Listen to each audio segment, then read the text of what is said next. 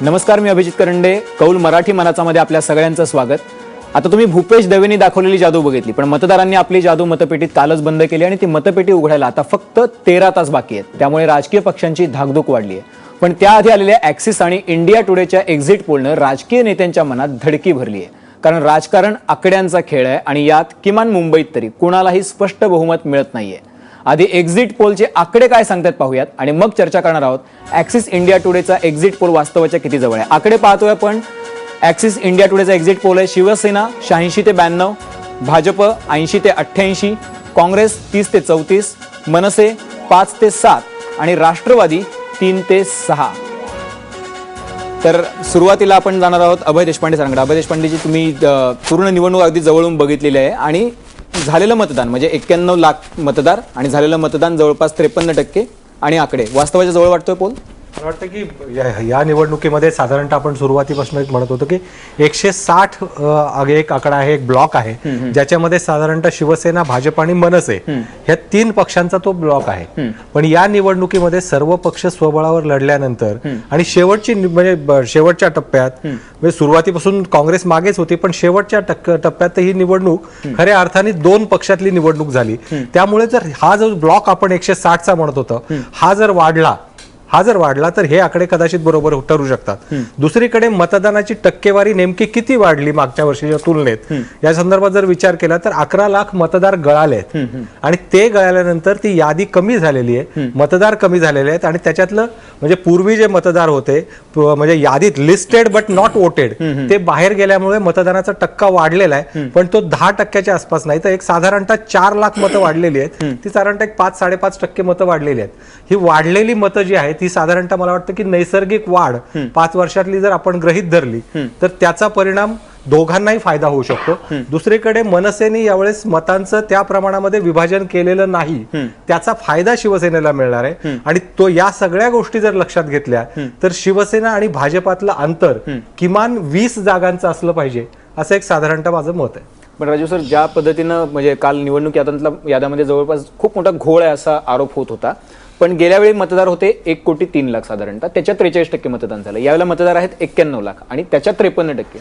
जवळपासच मतदान आहे. म्हणजे असं आपण म्हणू शकत नाही की इतका मोठा फरक, लार्जर दॅन लाईफ फरक झालेला आहे आणि 10% मतदान वाढलंय आणि त्याचा फरक हा मतपेटीत दिसेल. नाही, एक काय झालंय की मतदान एकूण जे झालंय त्याच्यामध्ये जवळपास 4-5 लाख मतं जास्त पडलेली आहेत. आता आपण जर असं गृहीत धरलं की आकडा जो आहे तो 10% म्हणजे 10-11 लाख मतं कमी झालीत आणि मतदान 10% वाढले. पण आपण जर समजा असंच गृहीत धरलं की जे मतदान म्हणजे त्याच्यामध्ये 10-11 लाख मतं जी मतदार यादीमधनं नावं वगळली गेली ती जर वगळली गेली नसती तर जे मतदान ज्या पद्धतीनं झालं त्याच पद्धतीनं जर झालं असतं तर ह्याच्यामध्ये हे जे 5 लाख आकडा वाढलेला आहे त्याच्यामध्ये आणखीन एक 4-5 लाखाची भर कदाचित पडली असती. तर त्या हिशोबानं जर बघितलं तर मग तो आकडा मोठाच होतो. फक्त आता असं आहे की त्याचा फायदा कोणाला किती मिळतो. कारण बऱ्याचदा असं होतं की सेफॉलॉजीतला एक फार बेसिक नियम किंवा असं मानलं जातं की जेव्हा नियमित मतदानापेक्षा जास्त मतदान होतो तेव्हा त्याचा फटका जो सत्ताधारी आहे त्याला बसतो. या वेळेला असं दिसेल की भाजप आणि शिवसेना एकमेकांच्या समोर असताना दोघांनाही भरभरून मतं त्यांच्या स्ट्रॉंग होल्डमध्ये मिळाली. तर त्याच्यामुळं त्यांच्या उमेदवारांचं जे मताधिक्य आहे ते आपल्याला वाढलेलं दिसेल. फक्त आता म्हणजे जिथं मराठी स्ट्रॉंग होल्ड असलेले जे वॉर्ड आहेत ज्याचा आकडा साधारण 112 आहे असं मानलं जातं, तर तिथं प्रत्यक्षामध्ये त्याच्यातल्या 71 जागा जर शिवसेनेनं गेल्या खेपेला जिंकल्या होत्या तर तिथनं आणखीन पुढे ते किती जातात त्या 112 पैकी ते बघणं मला वाटतं जास्त इंटरेस्टिंग आहे. मनसे आणि शिवसेना या दोघांची जर मागच्या वेळेसची बेरीज केली ती साधारणतः 105-106च्या आसपास जाते. तर मनसेच्या जागा जर कमी झाल्या तर त्या भाजपच्याच वाढतील जास्त असं नाहीये, तर त्यातला मोठा भाग मला वाटतं शिवसेनेकडे जाणार आहे.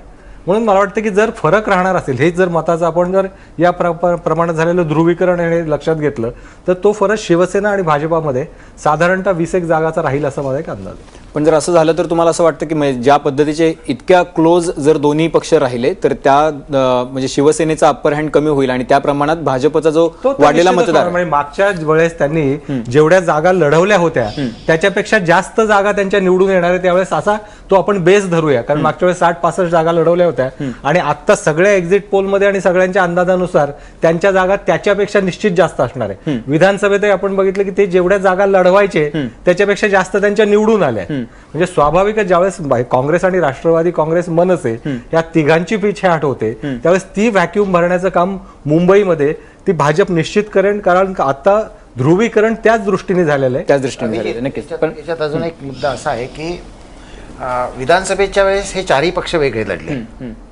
आघाडी आणि युती होती तेव्हा तिसरा पर्याय म्हणून मतदारांच्या समोर मनसे होता.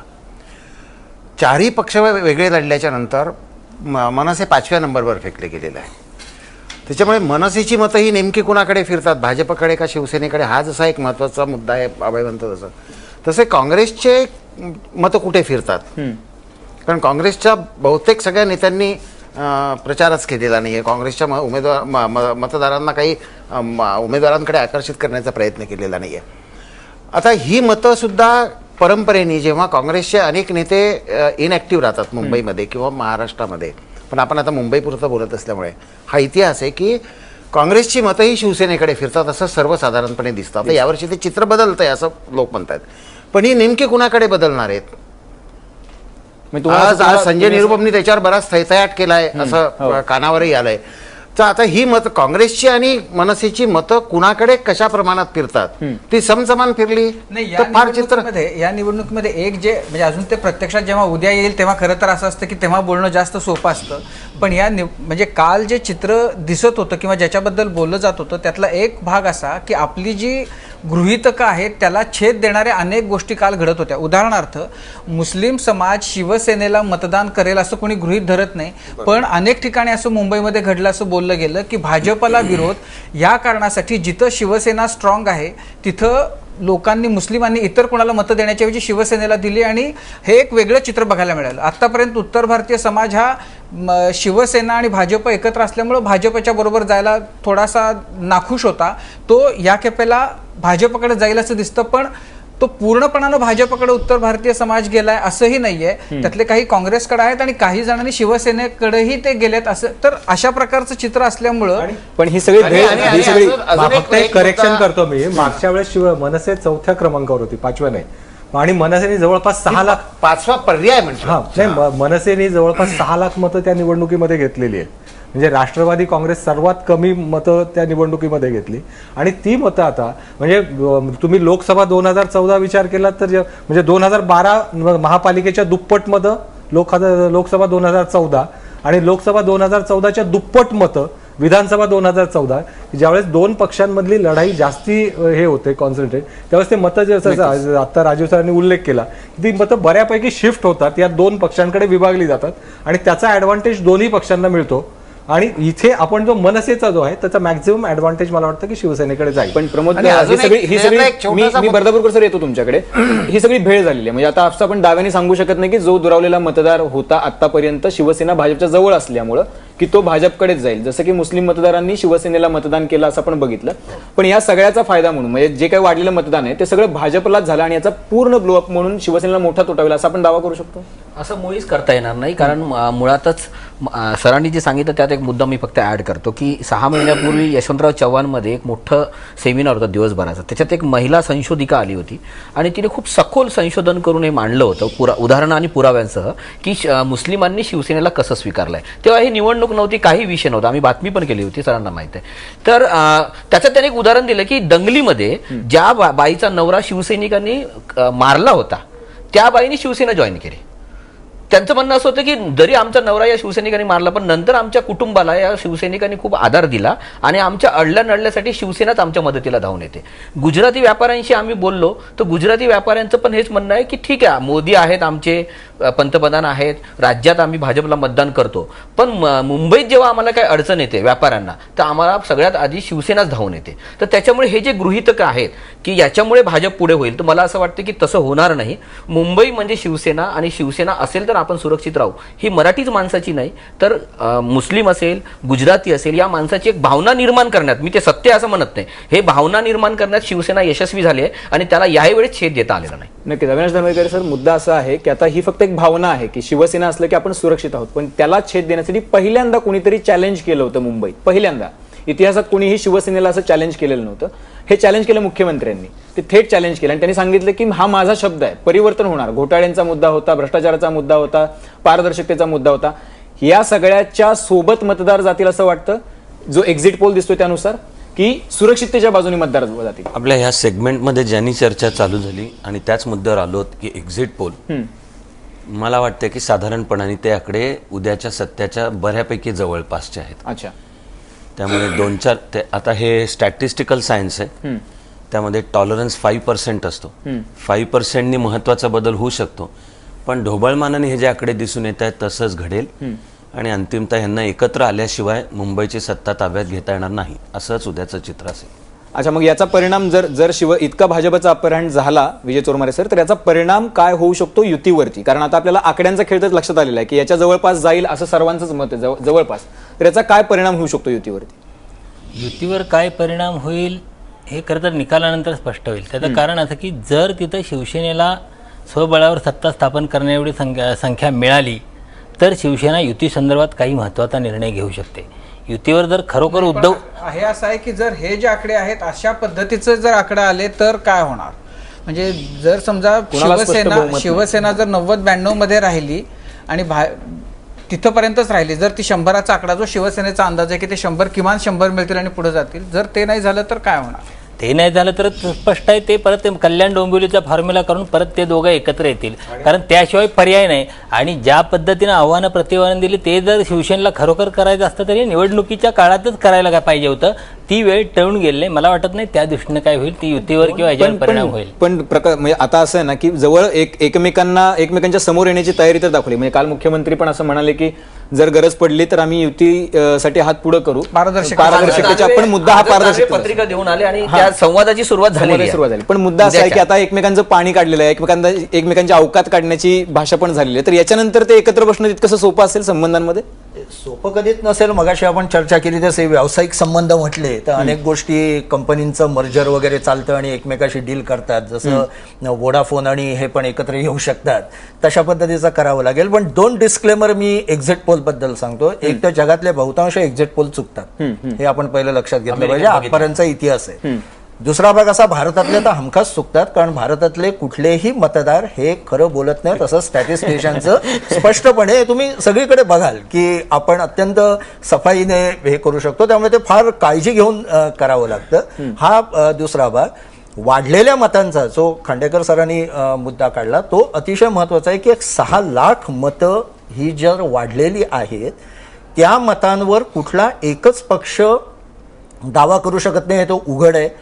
पण शिवसेनेच्या बाबत एक थोडासा अडचणीचा भाग असा आहे की ज्या प्रमाणात पूर्वी काँग्रेसला अँटी मराठी मानलं जायचं, त्या प्रमाणात आता देवेंद्र फडणवीस किंवा नरेंद्र मोदीला मराठी माणूस हा अँटी मराठी मानत नाही. त्यामुळे मराठी मनामध्ये एक थोडा बदल आहे की ते देवेंद्र फडणवीस आणि नरेंद्र मोदींबरोबरही स्वतःला कनेक्ट करू शकतात. जसे ते पूर्वी पृथ्वीराज चव्हाण म्हणा, वसंतदादा म्हणा, किंवा त्यांना मराठी मानायचं म्हणजे मुंबईतला मराठी माणूस म्हणतोय. त्यामुळे शिवसेनेला याचाही विचार करायला लागेल की त्यांना जसं प्रमोद चंचुवार वगैरे म्हणाले, त्यांना दुसरीकडनं गेन आहे, पण इकडनं ते कदाचित काही मतं. पण हे खूप गमतीशीर आहे की म्हणजे देवेंद्र फडणवीस नागपूरचे आहेत आणि त्यांना कायम असं हिणवलं जातं आणि मोदींना पण तशा पद्धतीने त्यांना ऍक्सेप्ट केलं जात असेल. त्याच्यामध्ये भाग देवेंद्र फडणवीस किंवा मोदी यांच्यापेक्षा भाजप या पक्षाच्या बद्दल असं ते म्हटलं पाहिजे. कारण काँग्रेसची मानसिकता अशी होती की मुंबईमध्ये शिवसेना पाहिजे. म्हणजे अनेक मोठे मोठे थोरथोर जे काँग्रेसचे नेते होते ते बाकी पॉलिटिक्स त्यांचं जे काही असेल ते असेल, पण त्यांना असं वाटायचं की नाही मुंबईमध्ये शिवसेना पाहिजे. त्यामुळे वसंतदादांचा तो सुप्रसिद्ध इतिहास सगळ्यांना आपल्याला माहिती आहे की त्यांनी कशी इलेक्शन एक काँग्रेसला चांगली असलेली त्यांनी मुंबईला केंद्रशासित करण्याचा विचार आहे असं बोलून ती शिवसेनेच्या पदरात घालून टाकली. तर त्याच्यामुळं ती जी मानसिकता काँग्रेसची होती की काँग्रेसनं इथला मतदार, मराठी मतदार ह्याला आपल्याकडं ओढायला पाहिजे आपण, ह्याची त्यांनी कधी म्हणजे विचार केला नाही. ती त्यांना कधी देऊन टाकली मुंबई. त्यांनी ती शिवसेनेला देऊन टाकली होती. भाजपचं तसं नाहीये. भाजपला मुंबई पण पाहिजे आणि म्हणजे अर्थात त्यावेळेला असं होतं की शिवसेना हा छोटा पक्ष होता, छोटी संघटना होती तुलनेनं. आज शिवसेना तशी राहिलेली नाहीये की म्हणजे काँग्रेस सुद्धा आता तसं म्हणणार नाही की चला आता मराठी मतं शिवसेनेला आपण आंदण देऊ टाकू. आणि आणखी असं आहे की शिवसेनेची म्हणजे भाजपाची भूमिका छोट्या राज्यांच्या बाजूची असताना सुद्धा मुंबई वेगळी करतील ते हा जो प्रचार नेहमी शिवसेनेचा वापर करतं तो प्रचार याविरुद्ध नाही चालला. कारण मुख्यमंत्र्यांचा फेस अजून 2 वर्षानंतर एक क्रेडिबल फेस म्हणून त्यांच्याकडे बघितलं जातं आणि मुंबई विरोधी नाही. म्हणजे सुरुवातीच्या प्रचाराच्या काळात झालं की मुंबईचं महत्व कमी करण्याचे प्रयत्न चालू आहे असा प्रचार शिवसेनेने करण्याचा प्रयत्न केला, परंतु तो प्रचार त्यांनी कॅरी नाही केला. कारण तो मुद्दा फडणवीसांच्या इमेजला कुठे मला वाटतं ते डेंट करू शकत नव्हता. त्यामुळे तो मुद्दा त्यांनी सोडला. भाजपाची भूमिका छोट्या राज्याच्या बाजूने असताना सुद्धा तो चालला नाही. मला वाटतं की हा एक महत्वाचा घटक आहे की याच्या आधी अशी भांडणं खूप कडाकडा झालेली आहेत. कदाचित ती मुंबईत झाली नसतील. म्हणजे माझ्या रिपोर्टिंगच्या काळातलं प्रकाश महाजनांना किंवा अविनाशला आठवत असेल की अगदी कलगीतुरा एखाद्या फडावर रंगावा अशा पद्धतीने हे व्हायचं. आणि मला प्रमोद महाजनांनी तेव्हा एकदा सांगितलं होतं की काही जरी झालं तर निवडणुकीनंतर आम्ही एकत्र येणार आहोत. अच्छा. किंवा एकूण यांची मानसिक जडणघडणच अशी आहे की कितीही भांडा पण शेवटी आपल्याला एकत्र यायचं. त्याच्यामुळे हे जर आकडे खरे निघाले तर हे दोघं जण आपण गेल्या विधानसभेच्या वेळेस जेव्हा चर्चा करत होतो दुपारी शरद पवारांचं स्टेटमेंट आल्याच्या नंतर सुद्धा चर्चा संपवताना आपण त्या कन्क्लुजनला आलेलो होतो की दोघं जण एकत्र येतात आणि ते लगेच दुसऱ्या दिवशी सोनिया गांधींच्या विदेशी मूलत्वाचा मुद्दा उपस्थित करून जो पक्ष निर्माण झाला ते दोघं निवडणुकी झाल्यानंतर काही तासात एकत्र येऊ शकतात. औरंगाबादला सुद्धा वेगवेगळ्या निवडणुका लढवून बहुतेक वेळा यावेळेला ते इतकं सोपं असेल का असा प्रश्न असं आहे. वाटतं. म्हणजे मी फार माझ्यापेक्षा हुशार लोक बसलेत. मुंबईचं आत्ता इलेक्शन जसं काँग्रेस शिवसेनेला पुढे आणेल असं काही नाही. आता मुंबईचं इलेक्शन 2च गोष्टीवर लढवलं गेलं. एक ते शिवसेनेच्या ताब्यात द्यायची का भाजपला संधी द्यायची. सगळे 100% काँग्रेसवाले शिवसेनेच्या बाजूने जातील असं नाही. औरंगाबादमध्ये सुद्धा हे वातावरण होतं. पण आता औरंगाबादमध्ये भाजप आणि सेनेमध्ये फरक फार कमी आहे. सिटिंगचा 4-5चा फरक आहे. जसं इथं म्हणतात की आता देशपांडे साहेबांनी सांगितलं की माझ्या हिशोबाने 7 ते 15 पर्यंत किंवा 20 पर्यंत फार फरक राहू शकत नाही. सेना एका हाती तर सत्ता मिळेल असं नाही त्यांना. आणि शेवटी कसं वळणाचं पाणी वळणाला व्यवस्थित जातं. त्याच्यामुळं भाजप आणि सेना एकत्र यायला काहीच अडचण होणार. मला जास्त उद्धव ठाकरे म्हणाले होते. अजून आहे की जो तुम्ही आपला मगा विजयने सांगितला शिवसेनेच्या जागा 20 किंवा तत्सम जास्त आल्या तर शिवसेनेची बार्गेनिंग पॉवर वाढेल. राज्याच्या सत्तेमध्ये ते आणखीन काही पदं मागून घेऊ शकतात. उपमुख्यमंत्री पद निर्माण करण्याचा आग्रह धरू शकतात. नाही पण हाच मुद्दा आहे की शिवसेनेची बार्गेनिंग पॉवर तेव्हा वाढेल जेव्हा की शिवसेनेची ताकद यापेक्षा जास्त वाढेल. कारण 1997 पासून किंवा 92 पासून शिवसेनेच्या जागा सातत्यानं कमी होताना दिसत आहेत. आणि यावेळेला जर भाजपनं सबस्टेन्शियल जागा घेतल्या तर शिवसेनेचा स्टँड काय असेल, त्याचा युतीवरती काय परिणाम होईल, त्याच्या राज्यातल्या राजकारणावर काय परिणाम होईल हे सुद्धा बघणार होते. का छोट्याशा ब्रेक नंतर कुठे जाऊ नका, पाहत राहा एबीपी माझा.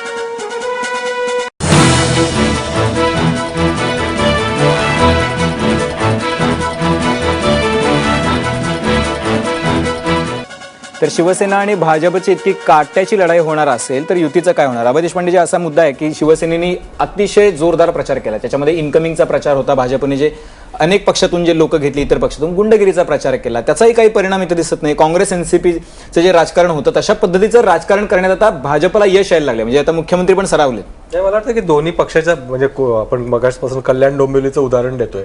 कल्याण डोंबिवलीतला प्रचार काय होता म्हणजे घशात हात घालून दात मोजण्यापर्यंत गेलं होतं तिकडे. पण त्याच्यानंतर तिकडे व्यवस्थित काम चालू राहिलं.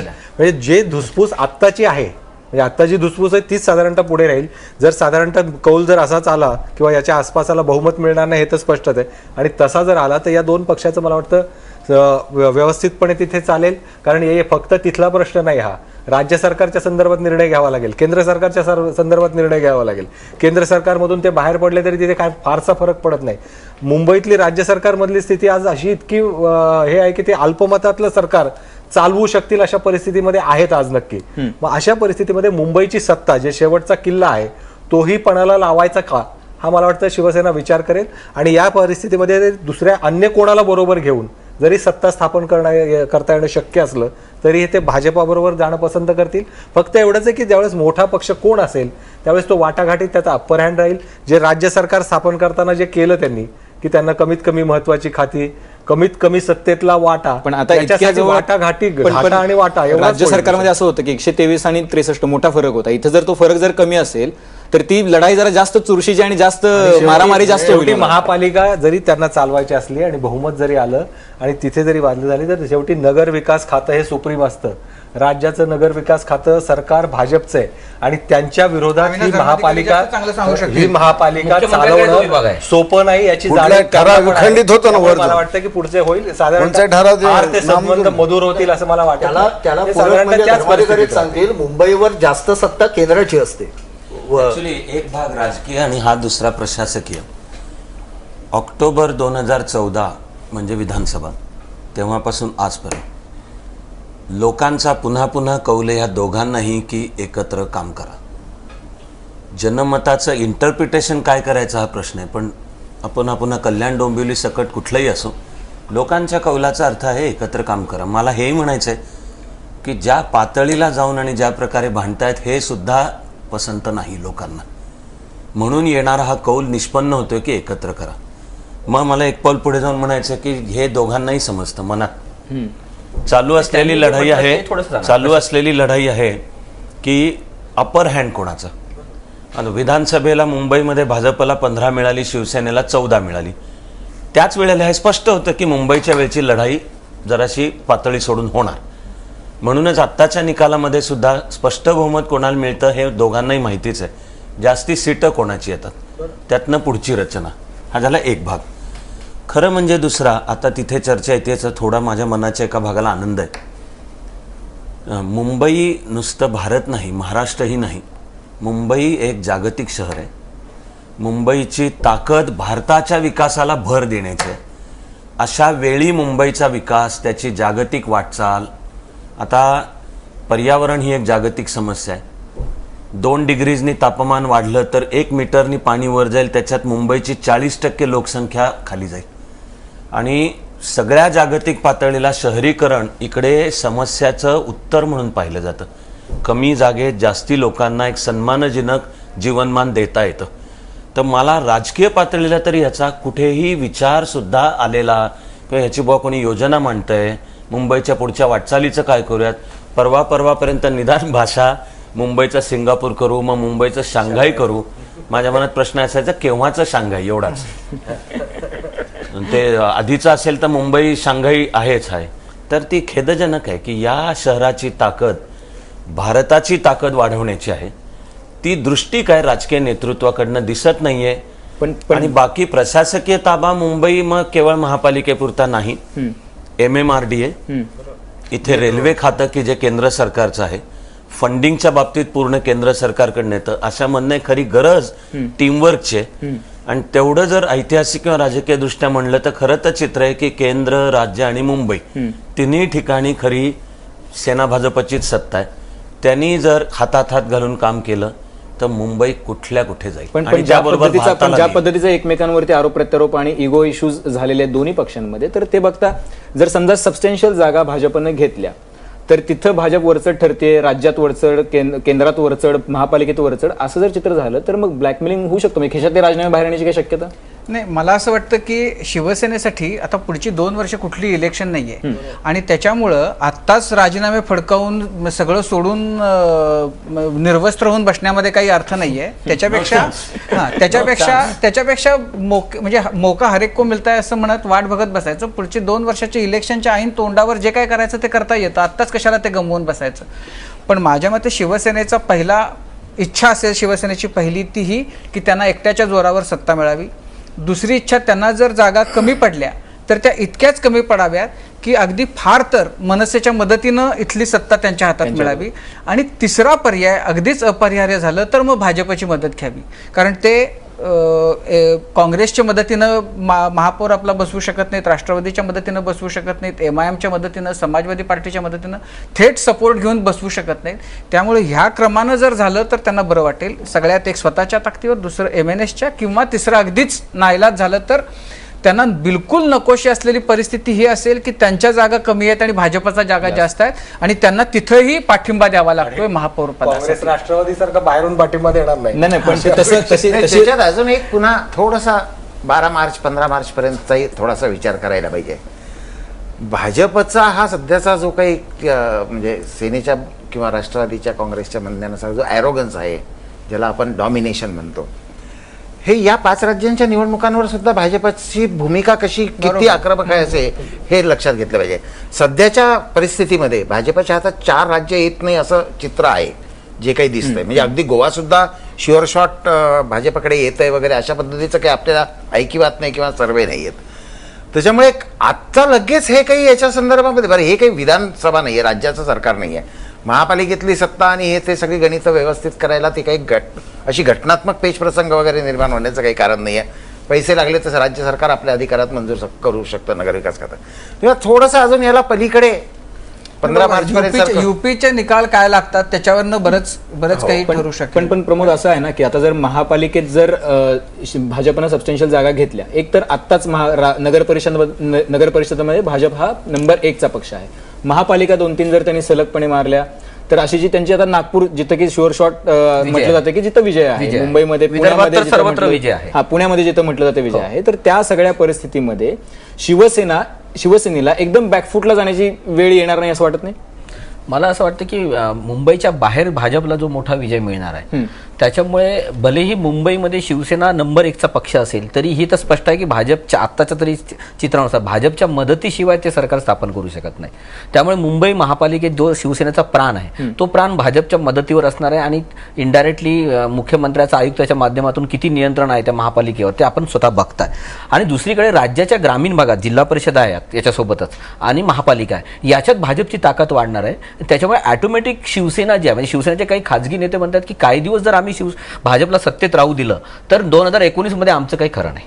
म्हणजे आमची अवस्था काँग्रेस राष्ट्रवादी सारखी होईल जी आत्ता आहे, आम्ही 30-40 वर जाऊ.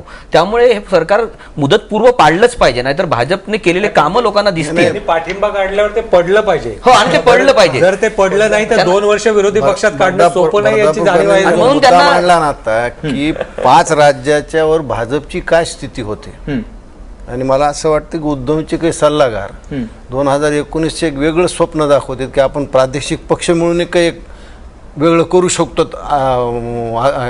आघाडी, देशाच्या राजकारणात आघाडी करू शकतो. पण ते असं स्वप्न दाखवतात का दुसरीकडे एक अशी पण चर्चा आहे की त्यांच्यातलाच एक गट जाऊन परत भाजपला मिळू शकतो? नेमकं कुठलं स्वप्न? म्हणजे आता जे उद्धव ज्यांचं ऐकतात किंवा जे बाहेर असं दाखवतात, उद्धव माझा ऐकतात, ते आता माहित नाही ऐकतात का नाही, पण बाहेर दाखवतात की हे आम्ही सगळं करतो. असं वाटत नाही. आणि आता ह्याचं पाहिलंय की मुख्यमंत्र्याची निवडणुकीनंतरची भाषा ही पुढे आम्हाला व्यवस्थित राहायची अशाच पद्धतीचे आहे. कसं आहे की भाजपला पूर्ण देशातलं राजकारण, महाराष्ट्रातलं राजकारण आणि त्याच्या परिप्रेक्षामध्ये मुंबई असं भाजप बघताय. शिवसेना उलट बघताय, म्हणजे जे मुंबई पहिली, मग महाराष्ट्र आणि मग देशात कुठे आपल्याला स्थान मिळेल. प्रश्न एवढाच आहे की आम्हाला त्यांच्या जे शिवसेनेच्या सायकोलॉजिकली डोक्यात आहे की आम्ही मोठा भाऊ, वस्तुस्थिती तशी नाहीये. हे लोक सांगतायत, अविनाश धर्माधिकारी म्हणाले तसं लोक सांगतायत, बघ तुम्ही भाऊ म्हणून राहा, पण आता धाकटा भाऊ जरा मोठा झालाय असं ही आहे. आता ते त्यांनी मानायचं की नाही, आणि भाजप जितका लांबचा विचार करताय तेवढं शिवसेनेचं नेतृत्व करेल की नाही. महाजन म्हणाले तसं त्यांनी मध्ये मध्ये मुलाखतीत सांगितलंय की प्रादेशिक पक्षांचं नाही करू, पण मुळात तुम्हाला एका राज्यात सत्ता मिळून आलेली नाही अद्याप, तर तुम्ही नवीन पटनायक, ममता बॅनर्जी आणि द्रमुक आणि यांच्याबरोबर मांडीला मांडी लावून सुद्धा बसू शकत नाही. म्हणजे ही वस्तुस्थिती आहे ना. त्यामुळे तुम्ही कसं त्याची आघाडी असतं ना की शिवसेनेचा जरी सरकारवर लगेच परिणाम होणार नसला तरी सत्तेत बरोबर असणारा पक्ष तुम्हाला इरिटेट करण्यासाठी काय काय गोष्टी करतोय. तर तुमच्या नोटाबंदीच्या विरुद्ध ममता बॅनर्जीने काढलेल्या मोर्चात जातोय, तो हार्दिक पटेलला इथे बोलवतोय, तो तुमच्या विरुद्ध गोव्यात निवडणूक लढवतोय.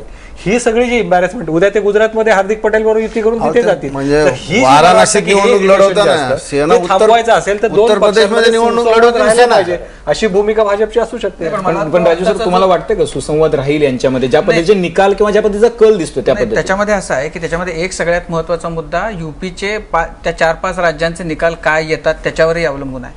भाजपचा एक म्हणजे एकट्याच्या बळावर लोकसभेमध्ये त्यांना ज्या जागा मिळाल्या आणि सरकार त्यांना बनवता आलं, त्याच्यातनं जो एक त्यांचा अप्रोच आहे बाकीच्या पक्षांच्या बद्दलचा, जर ह्या राज्यांमध्ये कुठंच त्यांना सत्ता जर मिळाली नाही तर त्यांचा नक्की बदलेल.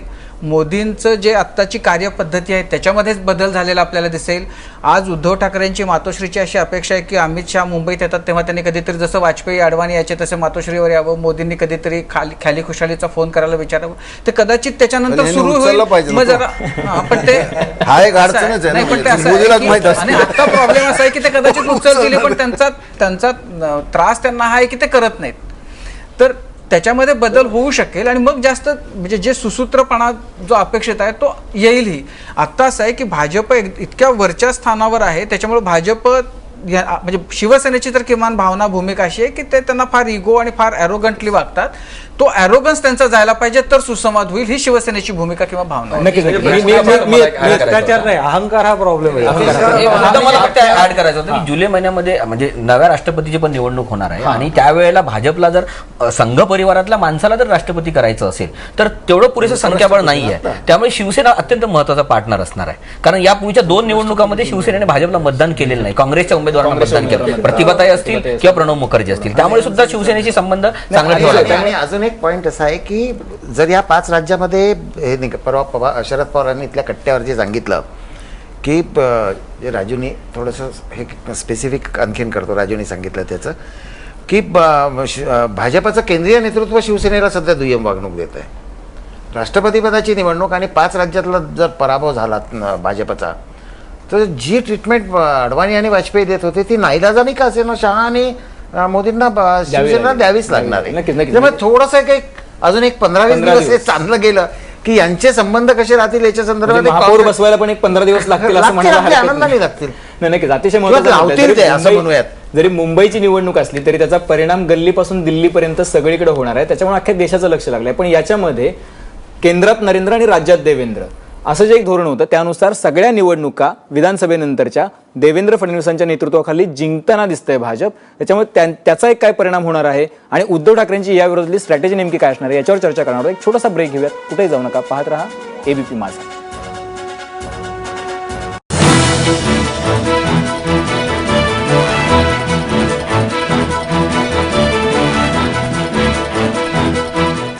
तर एक्झिट पोलमधले आकडे जर जवळपास जर आले तर त्याचा राज्याच्या राजकारणावर आणि केंद्रावर काय परिणाम होईल? विजय चोरमारे आहेत आपल्यासोबत. विजय चोरमारे आता मुख्यमंत्र्यांची इमेज तर लार्जर दॅन लाईफ होऊन जाईल, म्हणजे विनर, मोदींनंतर कोण असेल विनर तर तो दुसरा देवेंद्र फडणवीस असेच असतील.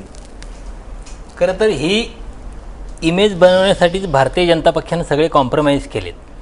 म्हणजे ठिकठिकाणी जे गुन्हेगारी प्रवृत्तीचे लोक पक्षात घेतलेत ह्या एकाच गोष्टीसाठी की देवेंद्र फडणवीस यांचा स्कोर वाढावा. कारण शेवटी ही गुंड घेतले, गुन्हेगार घेतले ही चर्चा निवडणुकीच्या आधी विश्लेषणापुरती मर्यादित राहते. निवडणुकीनंतर आकडा येतो, भारतीय जनता पक्षाला किती जागा मिळाल्या, शिवसेनेला किती जागा मिळाल्या, फायनल स्कोर महत्वाचा असतो. पण हे आणि गुंड भारतीय जे जनता आणले- पक्षाचा सगळा स्कोर, सगळा जो काही स्कोर असेल तो एकट्या देवेंद्र फडणवीसांचा स्कोर असेल आणि तो स्कोर करण्यासाठी भारतीय जनता पक्षानं ज्या आवश्यक त्या सगळ्या तरतुदी, सगळे कॉम्प्रोमाइज यावेळी सगळे गुंडाळून ठेवून केलेले आहेत. पण नाही, पण हे सगळे जे गुंड आणले ते इतर कुठून असे घेऊन आणलेले नाहीत, पण हे कुठल्या तरी पक्षांमध्येच होते. म्हणजे पक्षांतर्गत गुंड फक्त गोळा केले, कारण हे सगळे होतेच कुठे ना कुठेतरी पण एस्टॅब्लिश. ते गुंड ज्या पक्षात होते त्या पक्षांची आजची अवस्था काय आहे यावरून भारतीय जनता पक्षाची उद्याची अवस्था काय असेल हे आपण अंदाज बांधू शकतो ना. पण प्रकाश महाजनची ही ताकद 2019ला कामाला येईल असं वाटतं? ही ज्या पद्धतीची ताकद जी चोरमारे म्हणतात गोळा केलेली आहे आणि ती खरी ताकद आहे का याच्याबद्दल त्यांना शंका आहे? नाही, मगाशी मी ते बोलण्याची याच्याच अनुषंगानं मला असं वाटतं की ही सत्तेकडं ग्रह खातं असल्यामुळे आलेले लोक आहेत. 1995ला शिवसेनेकडे असेच लोक आले होते, ते परत 99ला परत गेले. आता हे 99ला पुन्हा परत जाऊ शकतील. प्रकाश म्हणजे नाही माझं काय म्हणणं आहे की ते गुंड आल्यामुळं म्हणजे भाजपची निवळच काही ताकद नव्हती आणि हे गुंड आले म्हणून भाजपची ताकद वाढली अशी काही नाही आहे. पण त्यांचा एक थोडासा हातभार लागला उद्या ते गेले तरी भाजप मूळ ताकदीला तर उभाच आहे ना तिथे. आज हे जिथं घेतलं नाही सेनेने घेतले असते, राष्ट्रवादी काँग्रेसमध्ये गेले असते ना मूळ कुठं. ताकद म्हणजे पुन्हा मगाच्या चर्चेमध्ये हा मुद्दा आला की भाजप सेनेचं युतीचं पहिलं सरकार आलं तेव्हा 28 ते 30 अपक्ष आमदारांचा पाठिंबा घेतला. त्याच्यापैकी किती आमदार आता पुन्हा नाही, युतीसोबत असं नाही. आहेत? आता ह्याचा परिणाम असा नाही की भाजप हा त्याच्यातले काही 20 लोकांनी माझ्या माहितीप्रमाणे 16 का 17 लोकांनी भाजपचं संलग्न सदस्यत्व आणि बाकीच्यांनी शिवसेनेचं, एक वगळता कुणी नाही. अगदी हर्षवर्धन पाटलापासून ते मला सांगा. मग मी हे बोललोय ते अनिल 19 देशमुख जरी यांचे गेले सगळेजण तरी आज महाराष्ट्राच्या सत्ता जायच्या कानाकोपऱ्यात पंखावर भाजप असे माहिती फडफडावत झाला. निघून गेले. नाही तेव्हा ही सूज आहे माझं याच्याबद्दल काय म्हणणं आहे, सूज जरी गेली तरी मूळ शरीर कायम आहे ना. ते 19 जरी निघून गेले तर आज भाजप 1995 साली आणि 2014 साली ह्याचं पहा ना, भाजप वाढलाच आहे ना. युतीच्या कमी पहिल्या नाही झाला सत्तेनंतर तिचा. भाजप आणि सेनेच्या जागा प्रचंड प्रमाणात कमी झाल्या होत्या. पण दीक्षित सर ते मुद्दा लक्षात असा आहे, घ्या. कुठे कमी झालंय? दीक्षित सर मुद्दा असा आहे की जरी प्रकाश माझे म्हणत असले की ताकद आहे आणि चोरमारे सरांचं म्हणणं आहे की गुंडांमुळे ताकद आहे, पण मुद्दा असा आहे की लोकांना ह्याचा काही फरक नाही पडला ना. लोकांना तर देवेंद्र फडणवीस यांची क्लीन इमेज, पारदर्शक कारभार आणि अशा पद्धतीचं जे त्यांचं काम म्हणणं आहे की करतायत मूळ पुरुष त्याच्यावर कसा त्यांनी आहे, लोकांना विश्वास याच्यावर ठेवला असं म्हणायला लागेल. मग नाही पण इथेही पुन्हा एक मुद्दा असा आहे, मला त्याच्यात चोरमारे म्हणतात त्याच्यातला अर्धा भाग हे करून वाटतो की देवेंद्र फडणवीसांची इमेज अशी करायची की कुठेतरी ते शिवराज सिंग चौहानच्या दिशेने न्यायला भाजप प्रयत्न करेल महाराष्ट्रात. त्यांच्याकडे मध्य प्रदेशातलं राजकारण तुम्ही बघाल तर अशाच पद्धतीने अजून काय मध्य प्रदेशात गावगुंड खूप आहेत भाजपमध्ये, अगदी म्हणजे फार अगदी दबंगगिरी म्हणतात तसे खूप आहे. पण शिवराज सिंग चौहानने ज्या पद्धतीचं 3 सलग स्वतःला एस्टॅब्लिश करत आणलं उमा भारती नंतर हे करून, फडणवीसांची इमेज हळूहळू ओव्हर द इयर्स एक भाजपचं लक्षात घेतलं पाहिजे की लांबचा विचार करणारा पक्ष आहे. त्यांचं काही फक्त एका घराण्यापुरतं नाही असं चाललेलं नाहीये. ते 2025-30 तिथपर्यंत स्ट्रॅटेजी चालते. शिवसेना इम्पल्सिव्ह आहे. शिवसेनेचं सगळं कॅरेक्टर असते की ते वन डे मॅचच खेळायला T20 मध्येच उतरलेले असतात. भाजप टेस्टचा प्लेअर आहे, त्यामुळे ते अनेक ऍडजस्टमेंट करतील, हे करतील आणि अशी लांबची स्ट्रॅटेजी करू शकतात. पण ही जर लांबची स्ट्रॅटेजी जर भाजपने केली तर शिवसेनेला पण काउंटर करावं लागेल ना, नाहीतर मित्रपक्ष म्हणून शिवसेनेची अवस्था काँग्रेस आणि राष्ट्रवादीसारखी होऊ शकते. नाही पण शिवसेना म्हणजे शिवसेनेचा पिंडच वेगळा आहे. शिवसेनेचं राजकारण हे मुख्यत्वे अस्मितेचं राजकारण आहे आणि त्याच्यामुळं म्हणजे त्याचा फायदा जो काही असतो तो, आणि शिवसेनेला दुसरा जो फायदा होतोय जो मराठवाड्यामध्ये दिसला की तिथलं ज्या पद्धतीचं कार्यकर्ते ज्या पद्धतीनं गोळा झाले, आज सुद्धा काँग्रेस आणि राष्ट्रवादी हे 2 महाराष्ट्रातले प्रमुख पक्ष दीर्घकाळ सत्तेत बसलेले आणि त्याच्यामुळं क्रेडिबिलिटी गमावून बसलेले एका अर्थानं. त्याच्यामुळं आज सुद्धा जेव्हा शिवसेना बोलते तेव्हा लोकांना ते पटतं किंवा लोकांना ते जास्त त्याच्याशी लोक जोडले जातात. त्याचा फायदा शिवसेनेला मिळतो आणि शिवसेना ह्या पुढच्या काळातही घेत राहील. त्याच्यामुळं भाजपचं कॅरेक्टर वेगळं आहे, शिवसेनेचं कॅरेक्टर वेगळं आहे. त्याचा फायदा आणि हे ह्याच पद्धतीनं होत राहील आणि दोन्ही पक्ष मोठे होत गेलेले आहेत आणि मोठे होताना आपल्याला दिसतील असं मला वाटतं. नाही, एक गृहीत पुन्हा इथे असं आहे की आपण असं गृहीत धरतोय की भाजपचा एकमुखी चेहरा जो आहे एक मताने देवेंद्र फडणवीस होईल. आत्ताच या पक्षामध्ये देवेंद्र फडणवीसांच्या नेतृत्वाविषयी विशेषतः मराठा लॉबीमध्ये असलेली अस्वस्थता ही काही लपून राहिलेली नाहीये. पण ती दिसली पण नाही ना, दिसली ना, का नाही दिसली? प्रत्येक नेत्याबद्दल असते ना. काँग्रेसमध्ये पण काय जर ती होतं? मतपेटी दिसली असती तर नगर परिषदेचा निकाल विपरीत लागायला हवा. एक लक्षात घ्या की मुख्यमंत्रीपद नॉन मराठाकडे गेल्यामुळे एकूणच मराठा लॉबीमध्ये असलेली अस्वस्थता आणि भाजपमधले मुख्यमंत्रीपदाचे दावेदार ज्या पद्धतीने सध्या त्यांची बॉडी लँग्वेज बघा, त्याच्यामुळे आपण असं गृहीत धरतोय की एक मुखी चेहरा, एक सर्वसंमतीने चेहरा.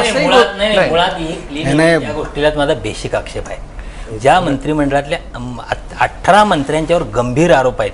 पुन्हा तुमचा सत्तेतला पक्ष असेल शिवसेना म्हणतो की 13 पक्ष मी त्याने आपले परत ते आहे ना की बाथरूम रेनकोट घालून आंघोळ करायची, तर ते आपण म्हणू हे शकतो ना. म्हणजे अशा 18 भ्रष्ट मंत्र्यांचं नेतृत्व करणारं नेतृत्व क्लीन म्हणजे ह्याचं काय पॅरामीटर काय आपण असू शकतो? त्याला याचं आपण कसं मूल्यमापन करायचं? असं आहे की त्याचं मूल्यमापन पण करता येत नसेल तर याचंही मूल्यमापन करता येऊ शकत नाही की 25 वर्ष जर शिवसेनेकडे महानगरपालिका आहे तर पेवर ब्लॉकचे रस्ते मुंबईत कसे होतात, मुंबई जवळ पाण्यात कसे जाते, याचं पण मूल्यमापन करता येत नाही. पण दुसरीकडे किमान देवेंद्र फडणवीस हे व्यक्तिशः कुठल्याही पद्धतीचं घोटाळा किंवा त्यांच्यावरती भ्रष्टाचाराचा आरोप नाहीये. देवेंद्र जो फडणवीस ही फायदा- व्यक्ती नाहीत, राज्याचं नेतृत्व आहे आणि त्यांची जी टीम आहे. मग असं कसं म्हणता येईल, जर टीम जर तुम्ही नाही, पण भ्रष्ट कसं लोक आहे, घेऊन मला असं असं वाटतं कसं की करता जो येईल? जो फायदा नाही, तुम्हाला तिथं निकष नाही का पाहिजे? मनमोहन स्वच्छ- सिंगांना जो फायदा मिळाला ना, तो फायदा देवेंद्र फडणवीसांना इथं मिळतोय किंवा मिळणार, त्याच्याबद्दल काही किंवा तो मिळवण्याचा भाजप प्रयत्न प्रयत्न करते. पण आता असं दिसतंय धर्माधिकारी सर की एकूण निवडणुका आल्या की आधी म्हणजे नेता तडफदार कामगिरी यापेक्षा विकास हा मुद्दा लोकांना जवळचा वाटू लागलाय. कारण शिवसेना पण आहे तिथं स्पर्धेमध्ये, राष्ट्रवादी आहे, काँग्रेस आहे, भाजप आहे. पण ज्या पद्धतीनं मोदींचा विकास पुरुष म्हणून एक त्यांचं एक इमेज उभी केली गेली, तशीच देवेंद्र फडणवीसांची केली गेली आणि त्याच्यावरती विश्वास ठेवताना दिसत आहेत किमान एक्झिट पोल तरी. एक 2-3 अगदी पटपट म्हणतो. जी चर्चा चालू आहे या निवडणुकांचा एक अर्थ निश्चित आहे की देवेंद्र फडणवीसांच्या नेतृत्वाला एक राज्यव्यापी मान्यता मिळते. म्हणजे लोकशाहीच्या काही गणितांमधनं ते मुख्यमंत्री झालेत हा ऑक्टोबर 2014चा भाग, पण तिथपासूनच्या पुढच्या काळातला आता मग त्याचा अर्थ त्यांच्या नेतृत्वाला राज्यव्यापी मान्यता मिळते हे सत्य नाकारता नाही येणार. एक. दुसरं, गुंड घेतल्यामुळे जर एखाद्या पक्षाला सीटं जास्ती मिळत असतील तर आपल्या लोकशाहीचा अर्थ काय होतो ही जास्ती गंभीर गोष्ट आहे. आणि जर people get the government that they deserve आणि आयात निर्यातीच्या सगळ्याला चालना देऊनही अंतिमतः तरी सीटं जास्ती मिळाली, ह्याचा सगळ्या नागरिकांनी सुद्धा जास्ती अंतर्मुखून करायला पाहिजे विचार. तिसरं, 5 राज्यांच्या निकालाचा महाराष्ट्राच्या राजकारणावर लगेच काहीही परिणाम होणार नाही. राज्याचं सरकार स्थिर आहे आणि स्थिर राहील. आपल्या पण सगळे ज्याचं एकमत आहे तसं उद्या दिसून आल्यास मुंबईचं सेना भाजपला एकत्र येऊन कारभार चालवावा लागेल. आणि काय भांडणं करत प्रसंगी पण 2019च्या थोडं आधीपर्यंत हे सुरळीत व्यवस्थित चालू राहील. मला माझं बोलणं थांबवतोय म्हणून म्हणतोय की पुन्हा पुन्हा ह्या सगळ्या आता देवेंद्र फडणवीसांची विकास पुरुष म्हणून प्रतिमा आली का? आली. मग ते मुंबईमध्ये पुढच्या काळात प्रतिबिंबित होताना दिसणं आवश्यक आहे. ज्यासाठी म्हणतो की हे एक जागतिक पातळीचं शहर आहे, तिला जागतिक कसं करूयात ती क्षमता आपल्याकडे आहे असं माझं मत आहे. त्या दिशेने पुढे जाताना दिसलं तर ही प्रतिमा पुढल्या 2 वर्षात आणखी उजळ होताना दिसेल. नाही, अविनाशजी, त्याच्यात भाजपच्या ऍटिट्यूड मध्ये फरक होईल असं म्हणतोय 5 माझं राज्याच्या काय निवडणुकीत. म्हणणं आहे की 123 भाजपचे आता निवडून आले, याच्यात किती गुंड आहेत? तुम्ही सगळे पत्रकार आहात, त्याचं संशोधन करा की सगळे 123चे 23 गुंड आहेत असं तर नाही. 22 आहेत ना. ठीक आहे ना, म्हणजे ह्याचा अर्थ 100 बाकीचे चांगले आहात ना. ते राष्ट्रवादीत आले ते काही गुंड नाही. नाही 100 आहेत ना चांगले. माझं काय म्हणणं 100 राष्ट्रवादी हा गुंडांचा पक्ष आहे, सरसकट विधान केलं 100 जातं. तर चांगले आहेत. आणि दुसरी एक गोष्ट अशी की देवेंद्र फडणवीसनं 2 वर्षात आपली एक म्हणजे गोपीनाथराव मुंडे नंतर राज्यव्यापी नेता भाजपकडं कुणी नव्हता आणि ते राज्यव्यापी नेतृत्व स्वतःच्या कामगिरीतून ते त्यांनी सिद्ध केलंय. धर्माधिकारी जसं म्हणतात तुम्ही की तुम्ही त्यांनी तुम्ही जे- म्हणताय की त्यांनी सिद्ध केलंय, पण काही लोक म्हणतात ना की लोकांच्या मनातले पण मुख्यमंत्री कोण कोण आहेत. तो विषय माझ्याशी संबंधित जोडू नका. लोकांच्या मनातले आहे, गडकरींच्या मनातले आहेत, अशा आहेत ना तिथं. नाकारता कशाला या माझं गोष्टी? फक्त एवढं सांगणं की नॅचरल आहे की या निकाला माझं वैयक्तिक मत असं आहे की गोपीनाथराव मुंडेच्या निधनानंतर पक्षाजवळ देवेंद्र शिवाय बेस्ट चॉईस कोणता नव्हता. 2012 मध्ये भाजप हा आणि तो 4थ्या त्यांनी सिद्ध क्रमांकाचा करून पक्ष होता, दाखवला की ते स्थानिक best स्वराज्य choice होऊ संस्थांच्या निकालामध्ये. आणि त्यावेळेस 4थ्या क्रमांकावर असलेला पक्ष आज जर पहिल्या क्रमांकावर येत असेल तर त्याचं नक्की श्रेय देवेंद्र फडणवीसांचं असणार आहे, यात काही शंका नाही. फक्त मला त्याच्यात एकच मुद्दा करायचा आहे की देवेंद्र फडणवीस मुख्य श्रेय मोदीच हं. तर निश्चित. त्यांनी पुढे टिकवलं. फडणवीसांनी गेली 2.5 पण वर्ष माझं म्हणणं आहे की जर मुख्यमंत्रीपदी फडणवीसांच्या ऐवजी जर सुधीर मुनगंटीवार असते, खडसे असते किंवा विनोद तावडे असते तरी सुद्धा हाच निकाल अशाच पद्धतीने जवळपास आला असता. तेव्हा त्याचंही असंच प्रोजेक्शन झालं असतं. तर हा सगळा प्रोजेक्शनचा आणि पदाची संधी मिळण्याचा भाग आहे.